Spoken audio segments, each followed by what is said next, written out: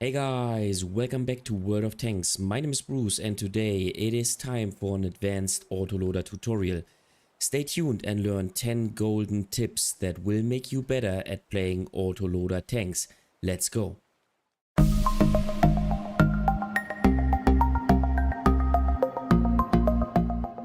I already made an autoloader tutorial which can be seen as a basic one, and it is linked right here. If you haven't watched this video, I recommend to do so before you continue watching this one, as this is a more detailed video with advanced tips and tricks. So what is this video all about? In this video I go more into detail and present gameplay of different types of autoloader tanks, each of which has slightly different characteristics. Alongside with my tips and tricks, you will become a proficient autoloader player. So without further ado, let's start with gameplay and my 10 advanced tips for autoloader gameplay. Okay, first game, we are spawning in the Char Future 4. And the first thing, or the first tip for you is you should always try to exploit the strength of your tank apart from your autoloader advantage. So for example, in the Char Future 4, the strength, or one of the strengths of this tank, is mobility. Now if you consider speed and mobility as one advantage, and then the firepower, the advanced or the increased firepower due to your autoloader gun, then you can do crazy things, one of which is to push into a very strong position, because with your firepower you will be able to defend this position if you get repushed, or if the adversary team also tries to push this position. Now of course, if you're playing in a platoon, this is even, you know, a more safe gameplay. So we are rushing this position alongside with our teammate, and two Char Future 4s will be very difficult to take out for the adversary team, and so it's basically fine for us to push this position, and the risk is absolutely reduced. Okay, perfect. So we could take out the light tank right here, which is excellent.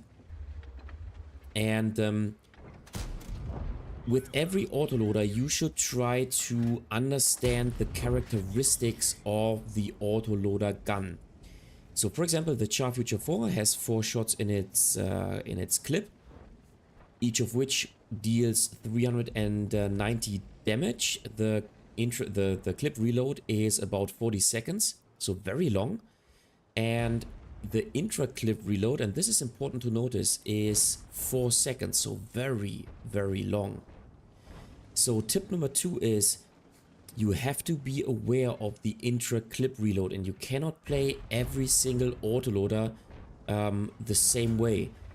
So in this situation, I'm taking one shot and then I'm falling back into cover, because I do not want to give the CC Mark II the chance to take a shot onto us, simply because our reload is way too long. Now if an adversary tank is facing, or is pointing the gun towards your position, then you have to calculate about maybe 2 seconds that this tank needs in order to fine-tune its aiming, and then in order to aim in before you can take a shot. And this obviously depends on the gun handling. So if the gun handling is better, then the time will be reduced. If the gun handling is worse, then the time will be increased. If another tank is not pointing the gun towards you, then you have maybe 3 seconds, maybe 4 seconds. But with the Char Future 4, as the intra clip reload is 4 seconds, you cannot allow to take a second shot, at least for the most part, or in most of the situations, because then you will take damage, and that's what you want to avoid at all times in order to save HP. So tip number 3 is you always have to also consider the whole reload of the clip, so the reload of the whole clip. And you have to reload early enough to be ready and to have a full clip available in the next situation. So in this situation, as I want to flank those opponents, and as the flanking maneuver does not take 40 seconds, I did not go into the reload. Now here I'm playing very cautiously and I'm falling back to see what those enemies are doing. I get support by the TVP, which is great. And so I can stay in this position and try to take another shot. Excellent. Here you go. As I have support, once again, I can stay in this position. Otherwise, I would have to assume that those tanks are pushing me. Unfortunately, I do not hit the shell onto this tank. I should have aimed in just a little bit more. And now it's time for me to relocate and to use the 40 seconds of my clip reload in order to find another spot and another position. Alright, so let's see how it goes. There's the Carnarvon. We are playing from the high ground, which is an advantage, and we have map control, which is another advantage. So let's see what we can do. Let me reverse here. Maybe I can take a shot onto one of those heavy tanks, maybe onto the CC Mark II. Here you go, that's what I want to see, but it's gonna be a pixel shot. Okay. Nice. One shot right here. Excellent. And now I'm spotted, so I need to fall back. And I will not get a shot. I will not take a shot by the Carnarvon. Alright, perfect. The game is relatively close. But let's see what we can do. Maybe we can take a shot onto the T832. Here you go. Nice. One shot. And now he's turning his gun. So once again, I fall back into cover so that he cannot take a shot onto me. And I have to keep in mind that the gun handling of the T832 is actually pretty damn good. So he will be able to turn around his gun and take a shot relatively quickly. Okay, so... Oh, that was lucky. And can we take a shot here? Yes, that's what I want to see. Nice. Alright, so now I've taken my 4 shots. And once again, now I will use my reload time in order to maybe relocate. Let's see what we have. We have those tanks pushing in this position. So actually, that's not what I want to do. You always want to lobster eye the minimap in your autoloader tank in order to see what is going on. Now, in this situation, I actually do not want to relocate because I want to take a shot into the rear of those 2 tanks which are pushing the Object 705 and also the Cobra. Here you go. We could take out this tank. Excellent. Can we take out the Object 7772? Let me see. We just cannot take a shot onto those tanks, which is unfortunate. Maybe one shot onto the T832 if he's still in this position. So let's see. Okay. He knew what was going on. Good gameplay by himself. And so let's now see what we can do. Alright. So let's... we even take a shot by the Carnarvon. But so far, it's everything's under control and everything's nice. So I want to relocate and I want to take a shot onto the Cobra. So I'm not reloading my clip because I will be able to take a shot onto the Cobra in about 10 seconds only. And of course, I rather have 3 shots available than instead of having to wait for, let's say, 30 seconds. Okay, first shot. Once again, I need to fall back into cover. I cannot allow to stay here in the open and to take a shot. And now I take... I go into the reload. Why? Because there is a situation developing that I want to exploit. And I'm now calculating that I will use 40 seconds from a reload. And so I will try to reposition my tank. And I want to have my clip available as soon as I am ready to basically take shots onto those tanks. So here's tip number 4. Tip number 4 is you always want to exploit the DPM advantage that you have available if your clip is reloaded. What do I mean? Consider the period that it takes to empty your clip. In the Char Future 4, it is 4 seconds times 3 because you have 4 shells in your clip. So it is 12 seconds. So in 12 seconds, you can deal about 1,600 damage. And so, of course, during those 12 seconds, I have a way better DPM compared to a single shot tank, which can only deliver, let's say, 2 shots within a 12 seconds period of time. So I can take 1,600 damage compared to the, 600 damage, approximately 640 damage of the T832 once again in those 12 seconds. So as long as my clip is reloaded and as long as I can fall back into cover after my shot is after my clip is empty, I have a way better DPM in this period of time, and so I can rush enemy tanks and simply clip them out and exploit this DPM advantage in this period of time. Once again, this only works if you can fall back into cover afterwards, so that is what you have to keep in mind. But this is a strength of an autoloader tank and one that you definitely want to exploit, and so always keep this in mind. Alright, so far we made 5.2k damage, which is an excellent result in the Char Future 4. And let's now see whether we can make more damage. The only tank alive is the Cobra. I think I'm down to being one-shottable for the Cobra if he loads heat ammunition. Or is it Hash? I think it's Hash, you know, the premium ammunition. But of course I want to make more damage. Okay, here you go. Nice. I can only aim a little bit because I want to take a shot. Now he's also trying to take a shot. Therefore he's standing still, trying to aim in. And I can, I have an advantage because I have the much better gun handling. And so I can destroy him. And finally we make 5.6k damage, which is once again an excellent result. All right, let's now jump into the second game and continue with our 10 tips. All right. Next game, this time we play the Badger 25T. And the Badger 25T is slightly different to the Char Future 4, but more to this later on in the game. The next tip I have for you is you have to always take a look at the matchmaking and assess the strength of your tank and then the strength of the other tanks, especially the one that you are matched against. So if you take a look at the team composition, you can see that I'm playing the Badger 25T with its superior 5-shot autoloader clip, and I'm matched against the BRUCEooo 65 and then the 121B, and basically that is it apart from the 2 light tanks. Furthermore, we have 3 medium tanks. The adversary team only has 2, so chances are that we have an advantage, and having recognized this advantage, we can push the important position, which is the K0 position. So I would usually not proceed to this position only if I had an advantage, and in this case we definitely have.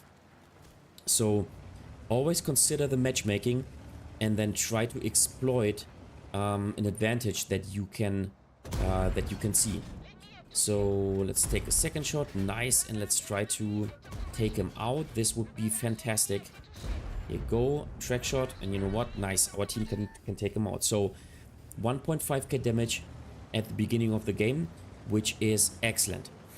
Now, as I said in the first game, you always want to consider the exact statistics of your autoloader tank. Now, the Badger also has a very long reload, but it's not 40 seconds, it's only about 35 seconds. Plus you have 5 shells in your clip, and you can also deal 390 damage, so you can even make more damage compared to the Char Future 4. Plus the reload time of the clip is way shorter, so you can adjust your gameplay. And with the Badger 25T, you can most of the time empty not only one shell, or not only take one shot, but you can most of the time take 2 shots, because your intra clip reload is much faster compared to the Char Future 4. So that kind of changes the gameplay once again compared to a tank like the Char Future 4.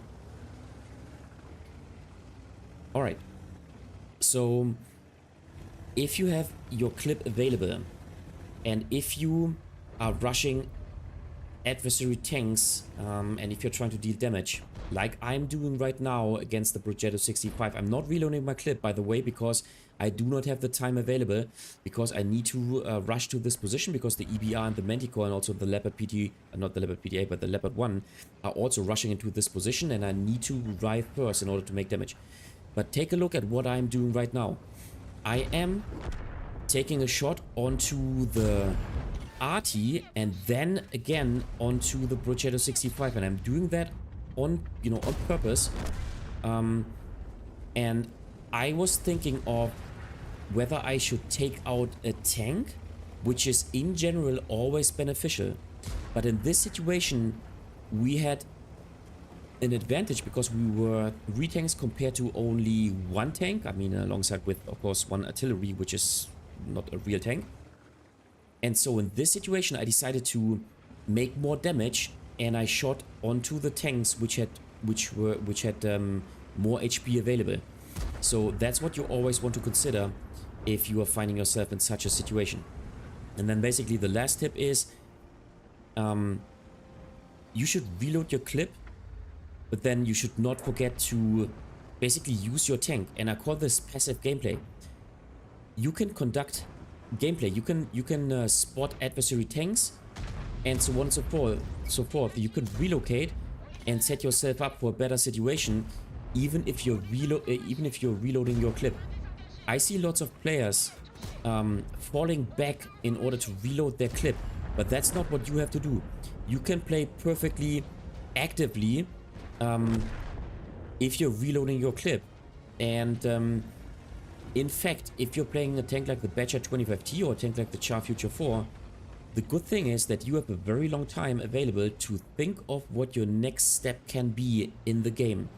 And you should always see your tank as, you know, the one that you can use apart from making damage. So for example, relocate in order to plan your next move, or maybe proceed to a spotting location and spot for your team, for example. So always use your tank even though you're reloading your gun. So next game, Badger 25T, 5.4k damage, excellent game. And let's now jump into the last game. Okay, third and last game. This time we play the TVP T5051. Now, this is a very different type of autoloader tank. It has only 4 shells in its autoloader magazine. It has a very, very short intra clip reload. And it also has a clip reload which is not as long as compared to the Badger 25T. And so this gives this tank a whole, let's say, or another opportunity, or another, you know, opportunities that you can exploit if you're playing this tank. So in the TVP T5051, you can almost every time take a second shot. You can always take a second shot because of your very short intra-clip reload. You can most of the time even take 3 shots as compared to the Char Future 4, in which you can most of the time only take 1 shot. Now, my next tip for you, if you want to play your autoloader shots more successfully, is you want to always try to play in a very central position, and that's what you see me doing right here. I can take a shot onto, let's say, the 1 and 2 lane, tanks which are positioned at the 3K position, or K3 position, or K4 position, and I can even take a shot onto tanks which are at about the cap location of the enemy team.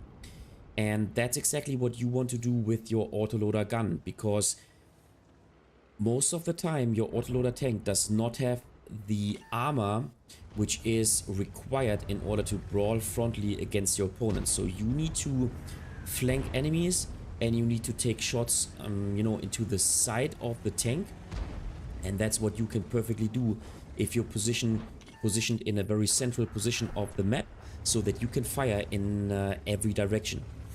So let's reload our clip and let's see what we can do. So let's go back into this bush. Our teammate, the 121B player, is very offensively, very aggressively, which I like. And I mean, if you know what you do, you can play more aggressively, right?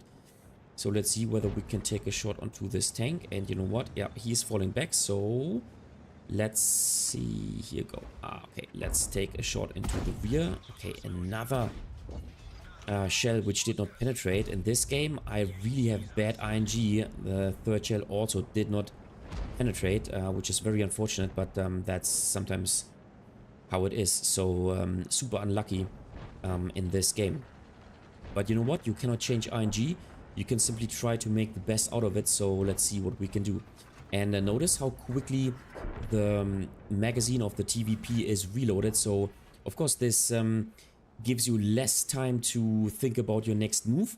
However, of course you have an advantage if you are ready with your full clip much earlier than compared to the Badger 25T or the Char Future 4. And this is why this tank is particularly great not only in random games but also in, for example, modes like Onslaught. Alright, so let's proceed here, and here you go. That's another opportunity, and that comes back to what I just said.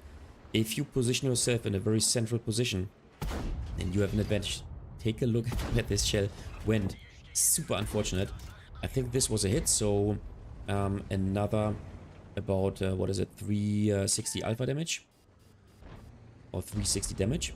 So let's reload the clip, and let's see what we can do. The game is still relatively close, so we still need to play cautiously and, you know, make step by step. Let's see. Our T-54 is playing aggressively. Let's try to get a shot. Okay, super unfortunate. This one also doesn't pen.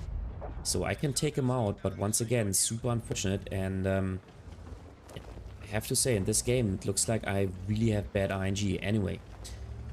So my next tip for you is you should only use auto aim when you are concentrating on driving in a situation in which you are circling an opponent, just like I'm doing right now with the WT on Panzer IV. So I'm using auto aim so that I can concentrate on driving. I even want to ram him because, here you go, because then I can take him out.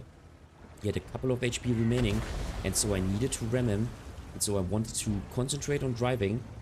And that's basically the only situation in which you should use auto aim, because keep in mind, auto aim focuses on the very central portion of the adversary tank, and most of the time that's a position in which the tank might be, you know, might be nicely angled so that you bounce a shot or so that you do not penetrate.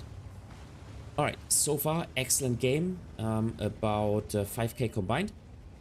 And my last tip for you is, sometimes you find yourself in a situation in which you are pushing a, let's say, a remaining adversary tank alongside with a teammate. Now this might not be the most, you know, this might not be the most friendly move on earth. However, if you want to improve your statistics and if you want to deal more damage, you should think of letting the other tank approach the remaining adversary tank first, so that you do not lose too many HP when attacking. This is especially true if your teammate has more armor than you have.